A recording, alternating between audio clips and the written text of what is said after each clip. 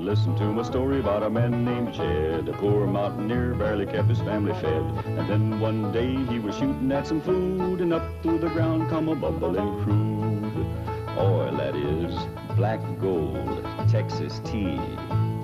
Well, the first thing you know, old Jed's a millionaire. The kinfolk said, Jed, move away from there. Said, California is a place you ought to be. So they loaded up the truck and they moved to Beverly Hills, that is, swimming pools, movie stars. The Beverly Hillbillies.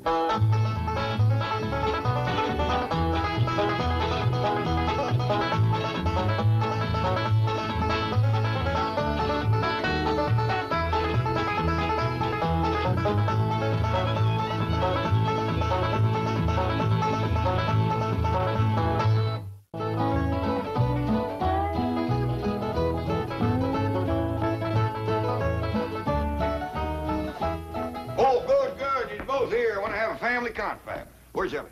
Well, she's out back with her critters. Ellie Mae? Yeah, Pa? Come on in here. Going to have a family confab.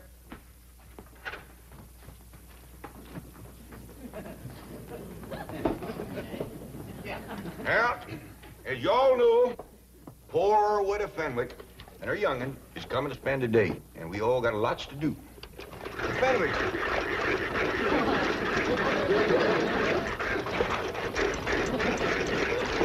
Hold it. Start doing right away. I'd like to say a few words first.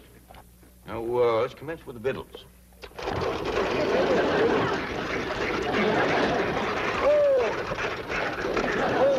Granny, I mean the victuals for the Fenwicks. What you got planned? Oh, possum stew, grits and jowers, some corn pone, and some pickled crawdads. Sound a little rich for folks that ain't ate for a while. Well, maybe you're right, Jed. To get the wrinkles out of their belly, I'll start them off with some nice hot owl soup. That'll be fine. Now, Ellie, you and Jethro delivered them that box of clothes, right? That's right, Pal. I never knowed there were so many needy folks in Beverly Hills. Me neither. By doggies, you gotta admire that widow Fenwick. She's poor but proud. Jethro and Ellie tells me that right across the front of this little house of hern, she's got writ big as life, Fenwick House.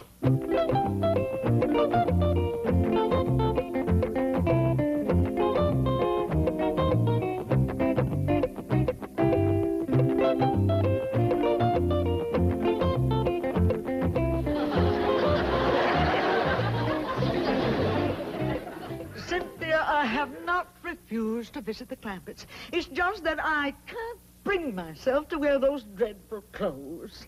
They are not dreadful. They are the very latest fashion introduced at the Willows Finishing School by Miss Ellie Mae Clampett herself.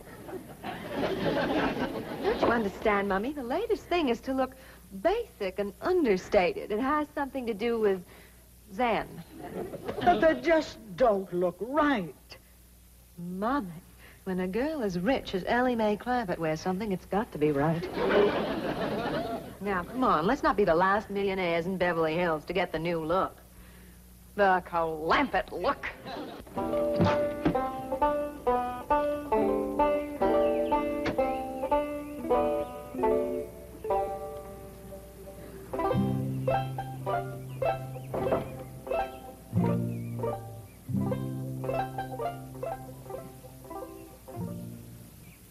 They found the box of clothes, Uncle Jed. Right here's where Ellie and me left them. Jethro, I seen places with little or nothing in them, but this is pitiful. A chair to sit in. Nor a bed, neither. Ain't got a wash bowl, or a pitcher to fill it with water, or a window big enough to throw it out. Hey, Uncle Jed, we gonna bring them some stuff? No, Jethro. You couldn't squeeze enough stuff in this place to make it fit for two women to live in. Well, then what are we gonna do? We gotta get him to move into our place. It ain't gonna be easy, with her being such a prideful woman. But it just ain't right for us to have so much stuff and to let them live here in a place like this.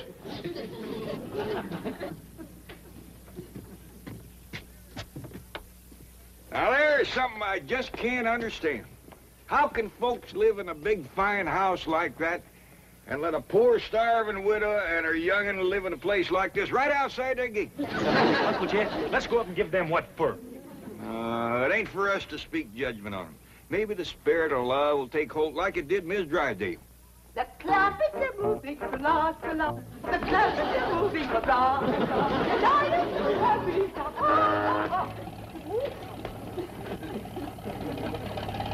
Hi, Miss Drysdale. Splendid. You came back with another load. Well, now, hold on. We decided not to move these things. Why not? Well, we're hoping that the Fenwicks will move in and use them here. The Fenwicks. Mrs. Radnor Fenwick? Oh, yes, ma'am. You know, the widow with the skinny daughter named Cynthia. They are moving into this house? Well, we're hoping they will. But this is marvelous. I've been trying for years to meet Mrs. Radnor Fenwick, and now she's going to be my next-door neighbor. Well, it ain't for certain yet. Have you engaged a real estate agent to help you sell them on the place? No, ma'am, we just kind of figured on talking them into it when they come over. I'll help you. I'll dash home and change and come back and help you.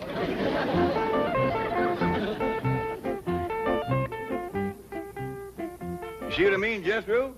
The spirit of love has put wings on her feet. That's what I'll say, Uncle Jed. Just look at her go over that head.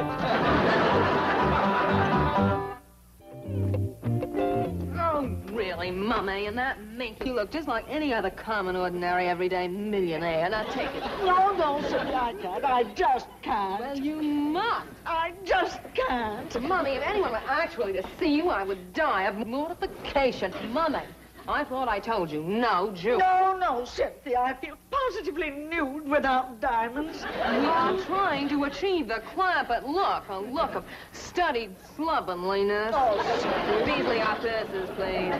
No, Cynthia, not those buckets. Be silly, Mummy. Yesterday, Ellie Mae Clampett carried one to school, and the effect was devastating. Oh, dear, if your father could see us now, he'd just turn over in his mausoleum. Beasley, get the rules out of sight quickly. We'll call you if we need you. Yes, Beasley, park it close by. Yes, I'll phone you to the front seat number. Oh, Mummy, look at that. Yes. Disgraceful, isn't it? Disgraceful? It's fabulous. Unbelievably understated. It's probably the only purely existentialist car in Beverly Hills. They must have it copied. Cynthia, we've used nothing but rolls for decades. Oh, Mommy, this is progress. Don't you understand? Frankly, no. I seem to have lost all sense of values. It's like a nightmare. Don't you want me to set the table in the fancy eating room? I reckon not, Ellie. We gotta be special careful not to put on airs around the poor widow. Let's eat in the kitchen family style like we always have. Well, that's a good idea. If we want the Fenwicks to move in here with us, we gotta make them feel like this family. Jed, is the Fenwicks moving in with us lock, stock, and barrel? Granny, the Fenwicks ain't got a lock, stock, and barrel to move in with. Right, Ellie? That's right, Pa. Not even a rain barrel. He ain't got a pump. He ain't got a place to wash at all. Well, the best thing to do when they get here is to stick them in the tub and scrub them down. Granny, I don't think they'd take to that right off. Hey, Ellie Mae. Come on, Ellie, let's go swimming. What's the matter with you? We's got company coming. Oh, Granny, I'm hot and tired. You get into some decent clothes. Now, hold on, Granny. I think maybe Jethro solved their problem. You see there, Granny? I solved your problem. What problem, Uncle Jed? Getting the Fenwick scrub without shaming them none. You mean I should do it? Oh, you just go for a swim in the cement pond and take along a cakey Granny's lye soap and a nice stiff brush. Ellie Mae, when the widow and her young'un get over here, you invite them down to the cement pond for a swim. Okay, Pa?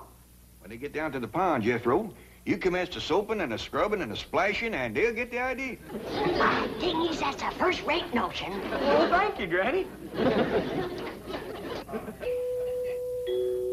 There goes that spooky music coming out of the walls again. Sure is pretty. Yeah, I hope it keeps playing until the widow gets here. It might cheer her up. Well, someone best open the door. Because as soon as that music starts to play, someone's going to come a knocking at the door. Yeah, I noticed that. Take a look outside, Ellie. I just can't through it. Mommy, please, you can do it. Come on, I'll help you. Oh. They's coming, but that poor old widow woman can't hardly make it. I'll get my jug. Is they wearing the clothes you bring them? Yeah, Pa, and toting buckets. carry home leftovers. Lord love 'em. Let's go give 'em a helping hand. Howdy there, Cynthia. This here's my pa, and I reckon this is your mom. Welcome, welcome. Well, dogged if you ain't plumb tuckered, Widow Fenwick, but don't you worry. Granny'll fix that.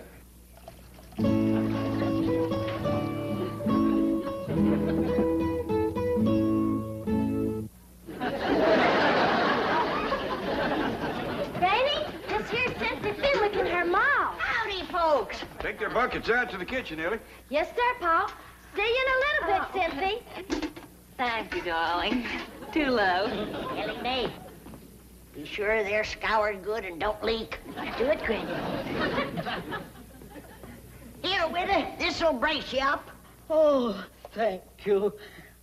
Orange pico? No, white lightning. Oh, I'm not familiar with the blend, but tea is tea.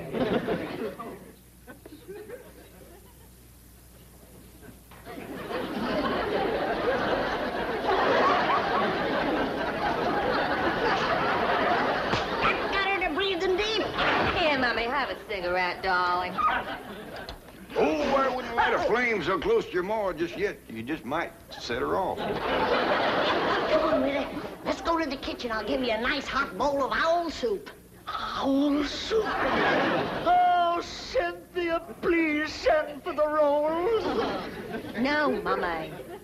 She's right, Widow. You don't need no rolls. Granny's baked some corn pone. Eat my corn. Come on, Widow. Oh, Cynthia, please help me. Mr. Clampett, if I might be alone with Mummy for just a few moments, I think I shall be able to compose her. Okay, Cynthia. Just follow your nose to the kitchen. Yeah, the grits and jowls will lead you right to the door. Good girl, Widow. Cynthia, did she say grits and jowls? Yes, Mummy, doubtless the maid and the butler. Now, come, do get a grip on yourself. Oh, yeah. Mummy, think of all the trouble the Clampetts have taken to achieve a total look. The truck, those clothes, their speech. Why, they even weave. You'd weave, too, if you ever drank their tea. We must try to emulate them.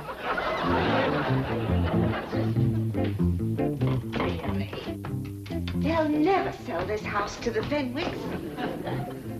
We can practice on the cleaning woman. Howdy there. Are you Grits? I beg your pardon. Oh, we all is looking for grits and jowls. Well, you'll find them in the kitchen. And please stay there, out of sight. Now, see here, you. We uns is friends of the Clampetts. Obviously. And the sooner you're all out of Beverly Hills, the better. Meantime, stay out of sight in the kitchen. That is the surliest cleaning woman I've ever seen. See, Mummy, even the Clampetts have a servant problem. Yes, for the first time, I'm beginning to feel a common bond with them. We're both members of an oppressed minority group. Millionaires. Oh, there you are. We're still looking for grits and jowls. Oh, we'll get to them directly. Ellie. Oh, Cynthia, I bet you and your ma would like to go swimming, huh? I wouldn't. And now neither would I. We got a dandy pond, all made out of cement. Nice clean water in it, too.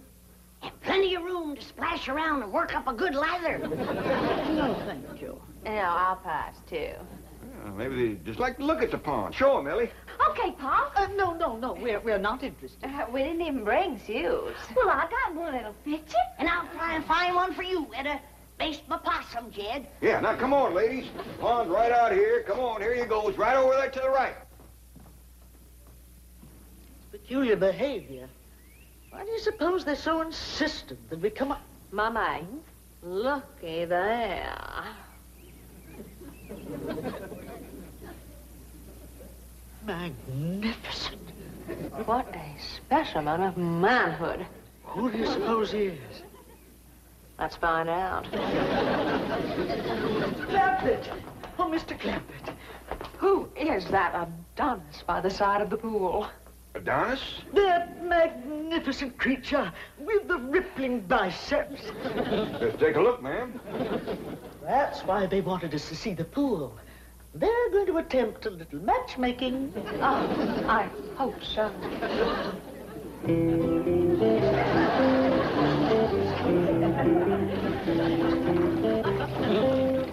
Right there is Duke. Duke? He has a title? Yeah, Duke. Duke of what? Where's he from? Well, he was born in Oxford. He's been with us since he was a little feller. Then he's the Duke of Oxford. Yeah, I reckon so. We just call him Duke. He hasn't got a wife, has he? Well, he's had his share of lady friends, but nobody right at the moment. Cynthia, I sure do hope you change your mind about going swimming. Oh, I have. Oh, Cynthia, you seem right fond of Duke. If you want him to like you, just tickle him behind the ear. He just loves that, Cynthia. And when he lays over on his back, scratch his belly. But don't stand there. Get scratching. Show her where to change, Ellie. Okay, Pa. Mr. Clampett, I imagine that Cynthia and I do appear a bit eager, but I want you to know that my daughter is worthy of royalty. We Fenwicks are a very, very old family. Oh, now, Witter, don't talk like that. There's many a good tune left in an old fiddle. Here's a brand new swimming suit. Never been wore before. It was give to Jed here for a wedding present. Remember, Jed? Too big. Wouldn't be enough left sticking out to wash. Wash? Well, we'll make do. You better leave the room, Jed. Go on out to the laundry tub, Witter, and peel your shirt off.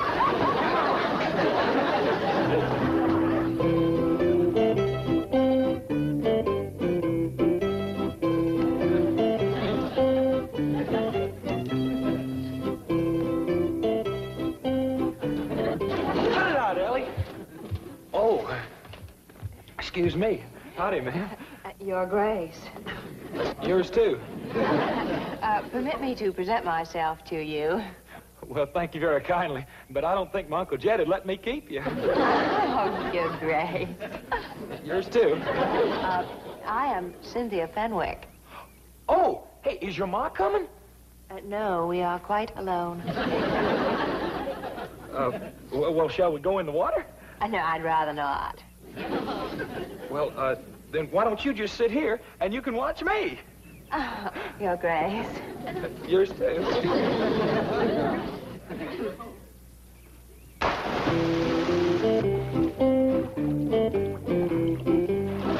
Now watch here.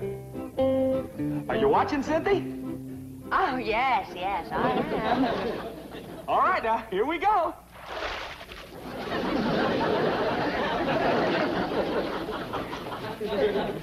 You get the idea? Well, it looks as if you are taking a bath. That's right. Come on in. Your Grace. Yours, too.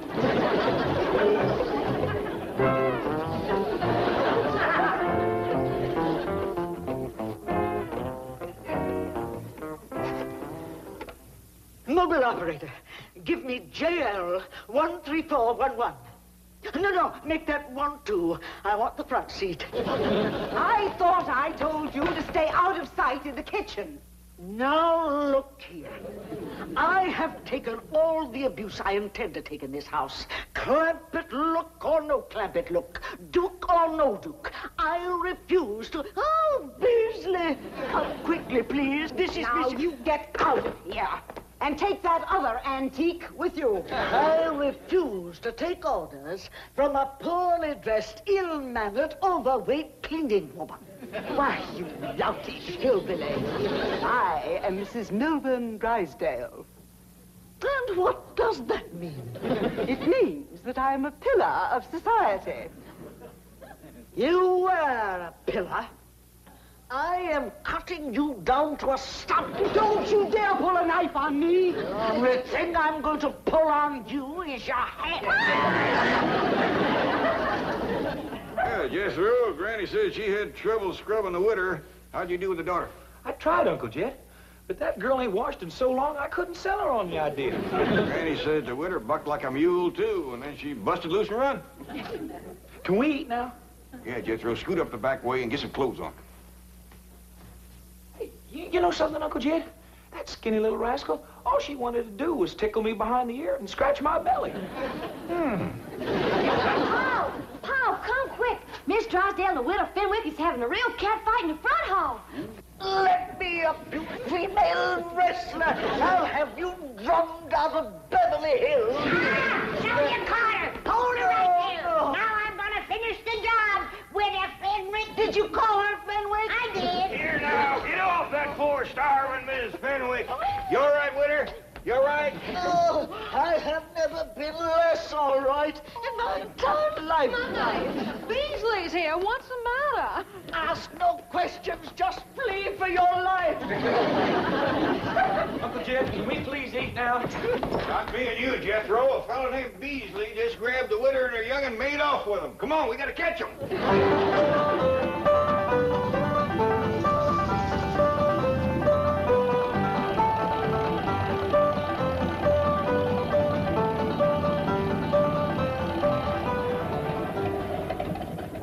They turned right in there, Uncle Jed. And now the gates are closed. Well, I'll be doggone. That Beasley feller is the one that lives in that big mansion. And he's taken the widow and Cynthia into his house. And bound and scraping to him, too. Uncle Jed, you was right about not speaking judgment on that rich fella. Yeah, looks like the spirit of love sure took a hold of him, all right. Come on, Jethro, let's go home and have some possum.